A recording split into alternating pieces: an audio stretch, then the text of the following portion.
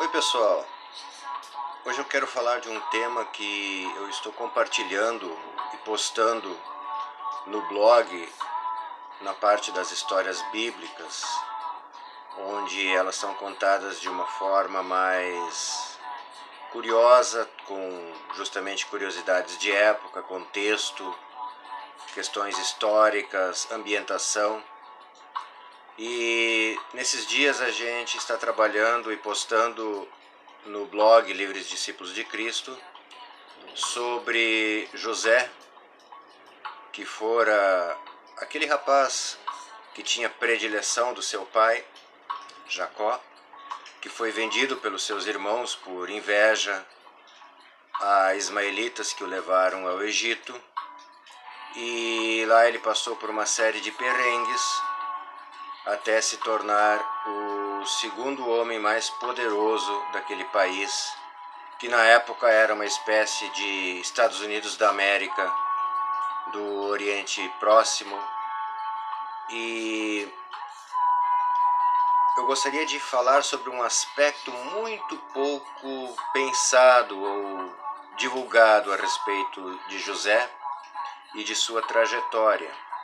A maioria de nós então conhece essa história.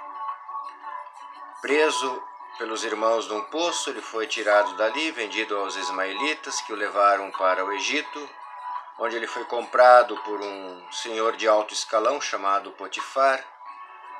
Na casa de Potifar, a Bíblia diz que Deus estava com José e ele progrediu e ficou como uma espécie de administrador dos bens daquele homem rico, até que a mulher dele deu em cima do José. José não quis nada com ela armou um trampo lá, José foi preso e foi na prisão onde ele passou muito tempo.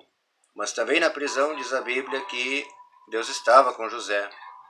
Ele angariou a simpatia do carcereiro que colocou a ele como responsável pelos presos. Ele teve um papel de confiança do ponto de vista do carcereiro para com ele, e ele levava uma vida dentro da prisão, ainda que preso, como quase um administrador, vejam só. Aí foi preso o chefe dos padeiros e o chefe dos copeiros do faraó. Eles, certa feita, sonharam, José interpretou o sonho deles. 3 dias depois se cumpriu o sonho que José havia interpretado. E aí, quando o chefe dos copeiros foi novamente solto, voltou a ser restaurado pelo faraó ao posto alto que ele tinha na corte. José disse a ele então que ele se lembrasse dele, de José, junto ao faraó, junto ao rei. Né? Só que o copeiro esqueceu do José, e José amargou mais 2 anos na prisão.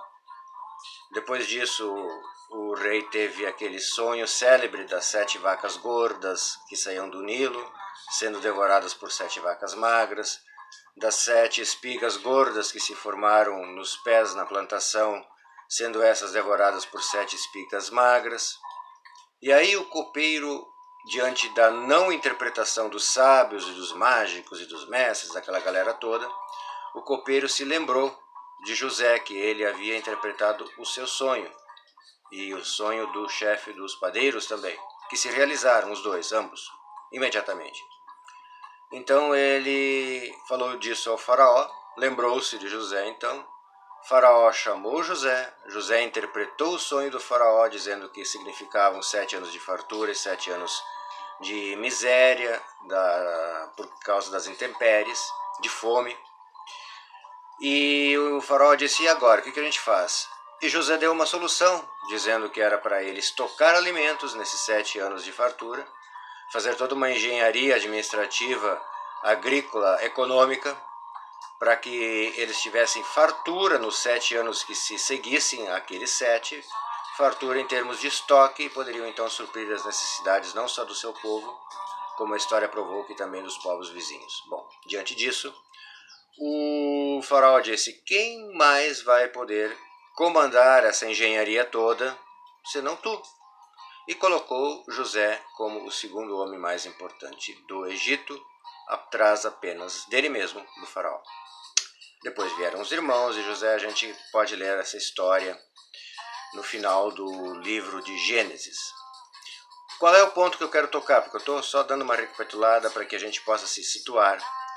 Eu quero tocar no ponto em que José ficou entre ser vendido pelos seus irmãos até ser indicado pelo faraó como o homem mais importante do Egito depois dele, 13 anos. Normalmente a gente, diante de qualquer situação da vida, tem um prognóstico de tempo. Por exemplo, alguém que for preso terá sua pena estipulada e saberá que dentro de X tempo vai sair. Alguém que está doente, salvo uma doença terminal, sabe que vai passar por um tempo de recuperação até ser novamente restaurada a sua saúde. Tudo na vida tem mais ou menos um tempo onde a gente pode se basear e pode dizer, ok, eu vou passar por um tempo de perrengue agora, mas logo lá na frente, ou um pouco mais lá na frente, ou bastante lá na frente, isso vai passar. Só que José não passou por isso. José não sabia quanto tempo ficaria preso, porque a legislação daquele tempo não era assim como a nossa hoje. José podia ficar preso 1 ano, 10 anos, 50 anos, a vida toda. Mesmo depois de interpretar os sonhos do faraó, aliás, dos dois oficiais do faraó, e sendo esquecido por um deles, José ainda não tinha tempo de término daquela aventura dele na prisão. Ele não sabia quanto tempo ainda continuaria lá. Ora, isso é uma angústia muito grande, e é nesse ponto que eu quero tocar. A angústia da incerteza. Quando nós não temos certeza, não temos nenhum vislumbre, nenhum horizonte a enxergar, não temos nada diante de nós que nos diga, olha, vai durar tanto tempo. Quando a incerteza nos bate, isso causa uma angústia muito grande, e essa angústia seguramente foi solapando José durante tanto e tanto e tanto tempo. E José só tinha um trunfo, claro, o maior de todos. Deus estava com ele.